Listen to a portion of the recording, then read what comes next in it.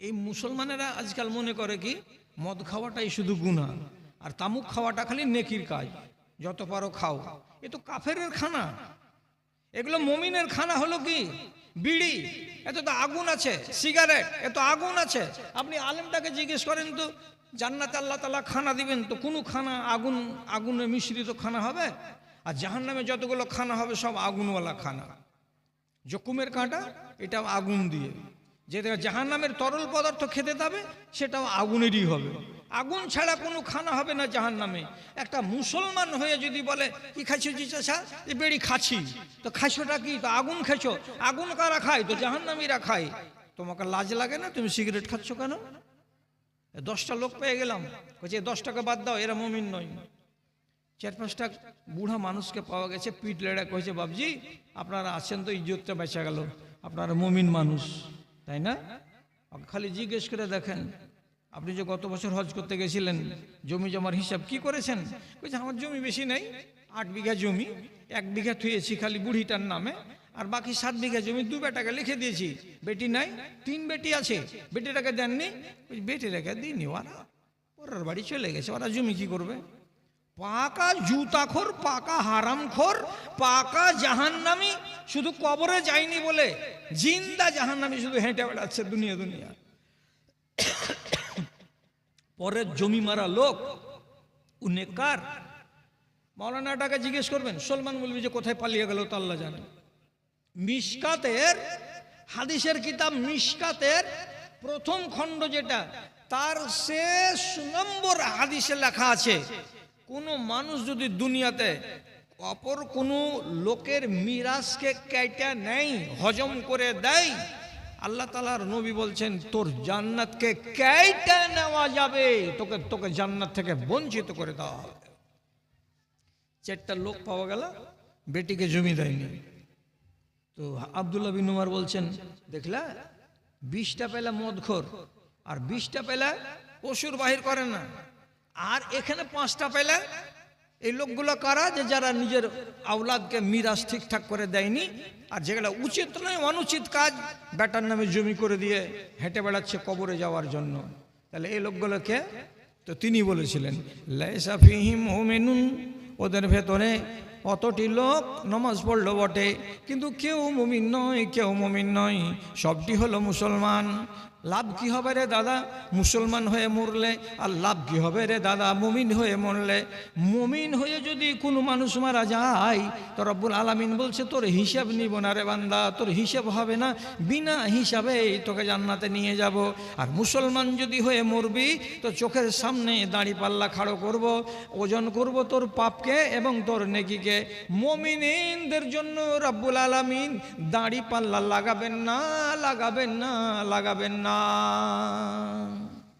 এ তো সন্দেহ নেই। কে তুমি? জবেদ আলী, বাড়ি কোথায়? ওয়াহিদপুর। ও আচ্ছা আচ্ছা আচ্ছা, যাও যাও জান্নাতে যাও।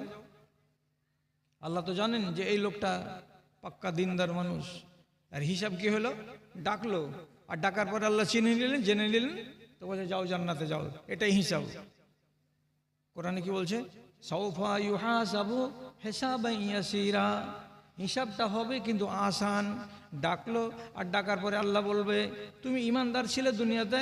হ্যাঁ আল্লাহ আমি ইমানদার ছিলাম, যাও জান্নাতে চলে যাও, আমি তোমাকে চিনি।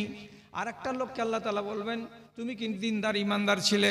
বলবে হ্যাঁ আল্লাহ আমার গলতে মসজিদ ছিল, জীবনে কোনো দিন নামাজ আমি ছাড়িনি। আল্লাহ তাআলা বলবেন তোকে ভালো করে আমি চিনি, তোর দাড়ি পাল্লা কায়েম করা হবে, কেন যে তুই মুমিন হয়ে মরেছিস, তুই মুসলমান হয়ে মরেছিস। যারাই মুসলমান তাদের জন্য দাড়ি পাল্লাতে একদিকে নেকি আর একদিকে বদি হবে, ওজন করা হবে। যদি তোমার বদি কম হয় আর নেকি যদি বেশি হয় তো কপাল ভালো, আর তোমার যদি বদি মানে পাপ বেশি হয়ে যায় আর নেকি যদি কম হয়ে যায় তাহলে তোমাকে একদিনের জন্য হতে গেলেও আল্লাহর জাহান্নামে যেতে হবে, 15 দিনের জন্য হতে গেলেও জাহান্নামে যেতে হবে, 1 মাসের জন্য কত লোককে জাহান্নামে যেতে হবে, কত লোককে 1 বছরের জন্য জাহান্নামে যেতে হবে। যখন সাজাটা পূরণ হয়ে যাবে তখন রব্বুল আলামিন তাকে দ্বিতীয় চান্সে আল্লাহর জান্নাতে প্রবেশ করাবেন। তাছাড়া ডাইরেক্ট আল্লাহর জান্নাতে যাবে না। কারা? তো মুসলমান হয়ে মরবে যারা। কোনটা মদখোরের জানাজা হয় না জি? পাক্কা মদখোর মারা গেছে, মসজিদের মাইকে এলান হয়েছে, উত্তর পাতার ঝাঁটুর বেটা মরে গেছে, সবাই তখন বলছে ইন্না লিল্লাহ। রে শালা খ্যাপা, তুই চিনিস না ঝাঁটুর বেটাকে? ঝাঁটুর বেটা যে মদখোর মরে গেল তো তুই ইন্না লিল্লাহ কেন পড়লি? ইন্না লিল্লাহ কার জন্য পড়তে হয়? কোরআনে কি লেখা আছে? ইজা আসাবাতহুম মুসিবা ক্বালু ইন্না লিল্লাহি ওয়া ইন্না ইলাইহি রাজিউন। তোমাকে যদি ব্যথা লাগে, কষ্ট লাগে, দুঃখ লাগে, তাহলে তুমি ইন্না লিল্লাহ পড়ো। এই তো ফাসেক ফাজের লুচ্চা লাফাঙ্গা গুন্ডা, ওটা মরে গেল, তো ওই লোকটা মরে যাওয়াতে তোমার জানে কি কষ্ট হলো যে তুমি ইন্না লিল্লাহ পড়তে গেলে। কি পড়বো জঙ্গলি সাহেব, কি পড়বো? সোজা সাপটা কথা বলছি, ঝগড়া লাগাইন না। আর কেউ যদি ঝগড়া লাগাই, আমাকে খালি ফোন করে দিবেন, আমি যা লড়াই করার লড়ে দিব। কোনো নালায়েক, বেনমাজি, ফাসেক ফাজের, চোর, লম্পট, গুন্ডা যদি মরে যায়, আপনি সোজাই বলেন আলহামদুলিল্লাহ। মানুষ মরে গেল আর বলবো আলহামদুলিল্লাহ? হ্যাঁ, কেন? এটা খুশির খবর। খুশির খবর এটা কি করে হলো? আমি গোড়াতে কি বলেছিলাম? আমার বাপের জমিদারের কথা বলবো কি? আমি বলেছিলাম সবটি কথা আপনাকে আমি সত্য বলবো, ন্যায্য বলবো, একটাও জাল কথা বলবো না। রাসূলুল্লাহ হাদিসে বলছেন, ইজা মাতাল ফাজেরু ইয়াস্তারিহু মিনহুল দাওয়াব ওয়াল আনামু ওয়াল আশজার। কোনো এলাকায়, কোনো গ্রামে একটা ফাসেক যদি মরে যায়, একটা ফাজের যদি মরে যায়, একটা লম্পট যদি মরে যায়, তো যেমনি মরবে তার মরণের খবরটা যখনই শুনতে পাবে, এলাকার যত জীবজন্তু সবাই খুশি হয়ে যায়, এলাকার যত গাছগাছড়া সবাই খুশি হয়ে যায়। একটা জানোয়ার আর একটা জানোয়ারকে বলে, শুনেছিস হে কি কিসের খবর? বলছে বড্ড সুখের খবর, উত্তর পাড়ার অমুক নালায়েকটা মরে গেছে। একটা কুকুর আর একটা কুকুরকে খবর দেয়, দিয়ে আনন্দ করে। একটা গরু আর একটা গরুকে খবর দেয়, দিয়ে তারা আনন্দ হয়। কিসের জন্য আনন্দিত হয়? একটা মালাউন মারা গেছে, একটা ফাসেক মারা গেছে, তার জন্য আল্লাহর জানোয়ারগুলো তারা আনন্দিত হয়। কিন্তু রেওয়াজ, মরা মানুষের এলান শুনলেই ইন্না লিল্লাহ বললেন। তো ইমান পাকা কোথায় আছে? 90% লোক তো 2 নম্বর লোক। কেমন হওয়া উচিত ছিল? ভালো করে চিনেন আর ভালো করে বুঝেন। ভালো করে বুঝেন।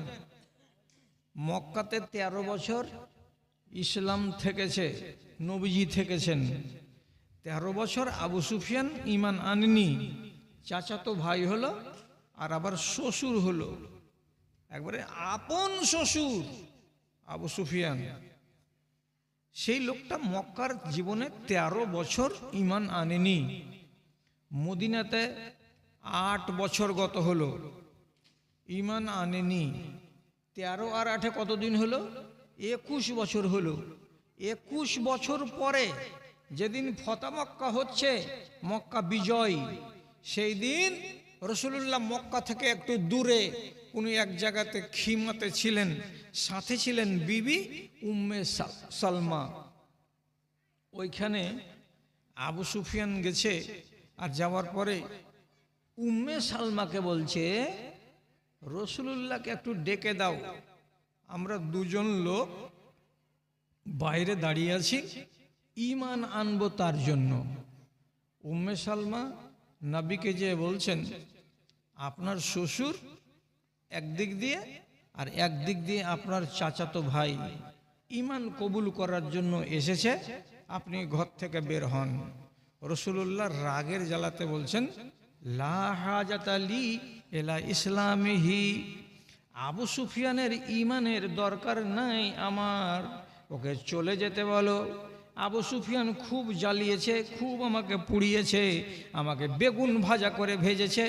আর 13টা বছর নয়, 21টা বছর কেটে গেল, এতদিন সে ঈমান আনলো না, আজকে সে ঈমান আনতে এসেছে, তার ঈমানের দরকার নাই। আবু সুফিয়ান ফেরত চলে যাচ্ছে। তখন বিবি উম্মে সালমা বলছেন, আপনি হলেন রাহমাতুল্লিল আলামিন, সারা দুনিয়ার লোকের জন্য রহমত, তো আবু সুফিয়ানের জন্য আপনি জহমত কেন হলেন? আপনার চাচাতো ভাই হলো, আর আপনার শ্বশুর হলো, আপনার স্ত্রী উম্মে হাবিবার বাপ, আপনি যাকে তাড়িয়ে দিচ্ছেন, এটা কেমন লাগছে আমাকে। রসুল বিবির কথা বুঝে নিলেন, নিয়ে তখন বলছেন, আরে ওকে ডাকো তো, ডাকো তো, ডাকো ডাকো ডাকো। আবু সুফিয়ানকে ডাকা হলো। আবু সুফিয়ানকে বলছেন, ঈমান আনবা? হ্যাঁ, দুনিয়া তং হয়ে গেছে, আর এদিক ওদিক করে বেড়াবো না। ঈমান নিয়ে চলে এলো, মুসলমান হয়ে গেল। মুসলমান হওয়ার পরে 2 বছর রসুলুল্লাহকে দেখতে পেল। 10ম হিজরি সনে আল্লাহ রসুল বিদায় হয়ে গেলেন। তাহলে তিনি রসুলকে সাহাবী হিসাবে দেখলেন কয় বছর? 2 বছর। আর তারপরে বাঁচলেন আর 4 বছর। টোটাল ইসলাম আনার পরে আবু সুফিয়ান বাঁচলেন 6 বছর। 6 বছর পরে মরণ যখন হচ্ছে, তখন মরণের খাটের কাছে বেটি, বেটা, স্ত্রী সবাই বসে আছে গোল হয়ে। সবাই জানছে যে এ লোকটা মরে যাবে। বিবি মুখে কাপড় দিয়ে কাঁদছে, বেটাদের চোখে পানি, ওরাও কাঁদছে, বেটিদের চোখটা ভারী ভারী, ওরাও কাঁদছে। লোকেদের চোখে পানি দেখে আবু সুফিয়ান তার বাচ্চাদেরকে, বিবিদেরকে ডেকে বলছে, তোমরা কাঁদছো কেন? তারা বলছে, একজন বলছে, আব্বা তুমি মরে যাবা, তুমি আমাদের মাথার ছাতা। বিবি বলছে, স্বামী তুমি মরে যাবা, তুমি ছিলে তো বড্ড ভালো লাগছিল, তুমি যদি মরে যাও তো আমি নিঃসঙ্গ হয়ে যাব, একা হয়ে যাব। এই শোকে আমরা কান্না করছি। আবু সুফিয়ান তখন কি বলছেন? ফাইন্নি লাম আতানাত্তাফ বিখাতিয়াতিন মুনজু আসলামতো। ওরে বিবি, বেটা, আর আমার বৌমারা আর বেটিরা, তোরা ভালো করে শোন, যেদিন থেকে আমি ঈমান কবুল করেছি সেদিন থেকে নিয়ে আজ পর্যন্ত একটা ছোট গুনাহ, একটা সাগিরা গুনাহ পর্যন্ত আবু সুফিয়ান করেনি। আবু সুফিয়ানের আমলের খাতাটা ঝকঝক করছে, একটাও গন্দেগি নাই, সাগিরা গুনাহও নাই, কাবিরা গুনাহও নাই, কাউকে মারা নাই, কাউকে গালি দেওয়া নাই। আমার আমলের খাতাটা পরিষ্কার।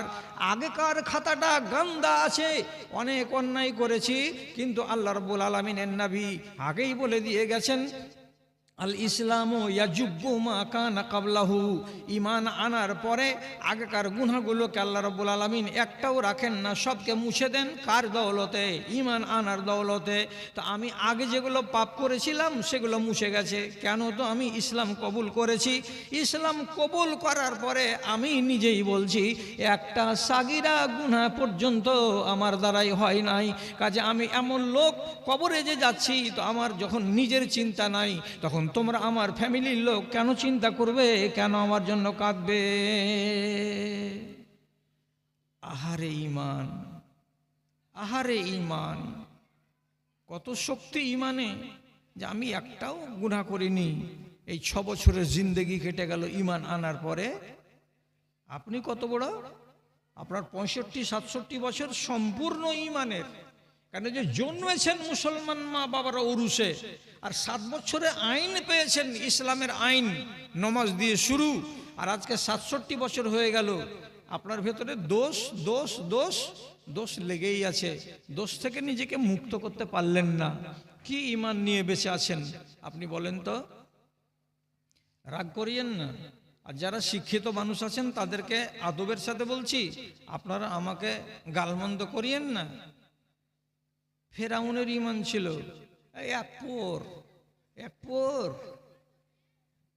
আপনারা সবাই বলবেন, হ্যাঁ ফেরাউন তো শালা মালাউন লোক, মরে গেছে বলি তো এখন মিশরের জাদুঘরে ওকে কাঁচে ভিতরে রাখা আছে দুনিয়ার লোককে দেখবার জন্য, যে জালেমকে দেখ আর জ্ঞান কর। আজও ফেরাউন আছে। ফেরাউনকে দেখেছেন না দেখেননি? ও বাবজি, ফেরাউনকে দেখেছেন? দেখেননি? আপনার পোতার যদি বড় মোবাইল থাকে, ওকে বলবি যে এ রে মুজিবুর হককে ফেরাউনকে দেখে দে তোরে। একবারে খালি আপনার পোতা বড় মোবাইলটাকে মুখের কাছে নিয়ে যা, বলবে ফেরাউন, খালি যদি বলে ফেরাউন, সাথে সাথে কাঁচের বাক্সর ভিতরে কাঁকড়ি হয়ে, আমচুর হয়ে, শুকিয়ে দাঁত উদাম করে পড়ে আছে মিশরের মিউজিয়াম ঘরে, ওর ছবি চলে আসবে মোবাইলে। এখনই করে দেখ না, এখান থেকে হইটা দূরে যায়। হ্যাঁ, ওর লাশকে খায়নি, মাটিতে খায়নি, পোকাতে খায়নি। কেন? যে আল্লাহ রাব্বুল আলামিন মাটিকে, পানিকে, পোকাকে হারাম করে দিয়েছেন। এর লাশকে খাবি না। এভাবে থাকবে তো সারা জগতের লোক তাকে দেখে শিক্ষা পাবে আল্লাহর সাথে সংঘাত করার আযাব কি কেমন হয়। তো ফেরাউনের ঈমান ছিল কতখানি, তো দেখেন এতখানি। ফেরাউনের ঈমান নিয়ে হাজারটা মুসলমান এই দুনিয়াতে বেঁচে আছে। কতখানি ঈমান? তো এতখানি। এতখানি ঈমানে ফেরাউন নাজাত পায়নি, আপনিও পাবেন না। রাগ লাগছে তো? সারা জিন্দেগি ফেরাউন নিজেকে বলল আমি আল্লাহ, আমি আল্লাহ, আমি আল্লাহ। নিজের বিবিকে, রানী আসিয়ার মতো শরীফ মেয়ে ছেলেকে, নিজের স্বামীকে আল্লাহ বলল না বলে রাজপ্রাসাদ থেকে টেনে বের করে 6 জন জাল্লাদকে দিয়ে মাঠে নিয়ে গিয়ে এই বড় বড় বোল্ডার, পায়ের উপরে 2টা, হাতের উপরে 2টা, বুকের উপরে 2টা, একটা করে চাপায় আর চাপায় আর বলে বল ফেরাউন আল্লাহ, ফেরাউন আল্লাহ। বলেনি আসিয়া। আসিয়ার জান নিয়ে নিয়েছে কে? ফেরাউনের জাল্লাদেরা। আসিয়া আল্লাহর বান্দি। এর ব্যাপারে মুফাসসিরিন আল্লামা তাবারি বলছেন, যখন আসিয়ার ওই পাথর চাপিয়ে দেয় বুকের উপরে, তখন একটা আল্লাহর কাছে দোয়া করেছিল, রব্বে বিনিলি ইন্দাকা বাইতান ফিল জান্নাতে ওয়া নাজ্জিনি মিন ফিরআউনা ওয়া আমালিহি ওয়া নাজ্জিনি মিনাল কওমিজ জালিমিন। আল্লাহ, তুমি আমার জন্য একটা ঘর বানাও তোমার কাছে, আর আমাকে ফেরাউনের আর ফেরাউনের চামচাদের জুলুম থেকে বাঁচাও। আল্লামা তাবরি বলছেন, এই মেয়েটি যখন মরণের কালে ভীষণ কষ্ট পায়, তখন হতে পারে যে ঠেলা সইতে না পেরে ফেরাউনকে আল্লাহ বলে দিবে জান বাঁচাবার তাগিদে। তখন আবার দুয়ার প্রতি সমর্থন জানিয়ে আল্লাহ রাব্বুল আলামিন 7 আসমানের উপর থেকে জান্নাতের একটা কামরাকে নিয়ে এসে এই আকাশের নিচে নেমে এনে আসিয়ার চোখের সামনে তুলে ধরে দেখিয়ে বলেছিল, আসিয়া সবুর কর, দম বেরিয়ে গেলেই এই জান্নাতে যাবি। কম কথা। এই ফেরাউনের ঈমান আছে কতখানি? তো এতখানি। কি করে? মুসা নবী 10,000 বনী ইসরাঈলেরাকে ফেরাউনের হাত থেকে মুক্তি দেওয়ার জন্য পালিয়ে যাচ্ছিলেন জান বাঁচাতে নীল নদী পার করে। তো 12 বংশের লোক ছিল ফেরাউন মুসা নবীর সাথে। মুসা নবী তার লাঠি দিয়ে 12 বার এমনি করে আঘাত দিলেন নীল নদীতে। জয় জায়গাতে আঘাত করলেন, তয় জায়গাতে ন্যাশনাল হাইওয়ে তৈরি হয়ে গেল নীল নদীর উপরে। পানি সরে গেছে, শুকনো জমি, রাস্তা। ফেরাউন মুসা নবীর সঙ্গীরা সব 12টা রাস্তা দিয়ে এপার থেকে ওপার চলে গেল। তাড়া করে চলে আসছে ফেরাউন আর তার সৈন্য সামন্ত। নদীর কিনারাতে এসে এই ফেরাউন বোকার বেটা বোকা বলছে, দেখ মিলিটারিরা, তোরা বলছিস যে আমি আল্লাহ নই, নীল নদীর রাস্তা করে রেখেছে আমার জন্য, সে কত মানে আমাকে, আর তোরা সন্দেহ করছিস? সব গাদ্ধা ঠিক বলছে, জি জি জি জি জি আপনি তো আমাদের আল্লাহ, আপনার জন্য তো রাস্তা করে দিয়েছে নীল নদী। আল্লাহ রাব্বুল আলামিন বলছেন, তোর বাবার রাস্তা নেমে দেখ। তোর রাস্তা যখন মধ্যখানে গেল, আল্লাহ কোরআনে বলছেন, ফাগরাকনাহু ওয়া জুনুদাহু, যতটি মিলিটারি ছিল সমস্ত মিলিটারিকে, ঘোড়াগুলোকে আর উটগুলোকে সবকে, আর ফেরাউনকেও আল্লাহ তাআলা বলছেন সবকে ডুবিয়ে মেরে দিলাম নীল নদীতে, একটাকেও বাঁচালাম না। যখন চুপুর চুপুর চুপুর চুপুর করে পানি খেতে লাগলো ফেরাউন, তখন পানি খেতে খেতে বলছে, উপর দিকে মুখ করে রিজাইন দিয়ে দিলাম যে আল্লাহ আমি আর আল্লাহ হয়ে থাকবো না, তুমি আল্লাহ হয়ে থাকো, তোমাকে আমি আল্লাহ বলে মানছি, আর আমি আল্লাহ নিজেকে ছেড়ে দিলাম, আমি আর নিজেকে আল্লাহ বলবো না। দিয়ে কি বলছে, আমানতু বিল্লাজি আমানাত বিহি বানু ইসরাইল, আমি মরবার কালে বলছি ঈমান আনলাম ওই আল্লাহর উপরে, যে আল্লাহর উপরে ঈমান এনেছে বানি ইসরাইলেরা। মরণের কালে কি করছে? ঈমান আনছে। কোন আল্লাহর উপরে? আসমানের উপরে যিনি আল্লাহ আছেন তার উপরে। তাহলে তৎক্ষণ পর্যন্ত তো ঈমানদার। কিন্তু আল্লাহ রাব্বুল আলামিন বলছেন আর মুখে কাদা ভর। আর একবার বলতে গেলে আমি আল্লাহ তাআলা রহিম, আমি দয়া করে দিব, ফের মুসলমান হিসাবে ঘোষিত হয়ে যাবে। তো রব্বুল আলামিন তোকে চাননি যে তুই মুসলমান হ। মুখে কাদা ভরে দেওয়া গেল, দ্বিতীয়বার যেন কথা না বলতে পারে। তো স্বীকার করছে যে আমি আল্লাহকে মানি, ওই আল্লাহকে, যে আল্লাহকে বানু ইসরাইলেরা মেনে চলেছে। এতখানি ঈমান, ওই ঈমান ওকে বাঁচাবে না। বাঁচায়নি, আজও লাশ হয়ে পড়ে আছে, আমচুর হয়ে মিশরের মিউজিয়াম ঘরে, কিয়ামত পর্যন্ত থাকবে। আপনি ওই রকম ইমানদার হয়ে বেঁচে আছেন না? আমাদের এলাকা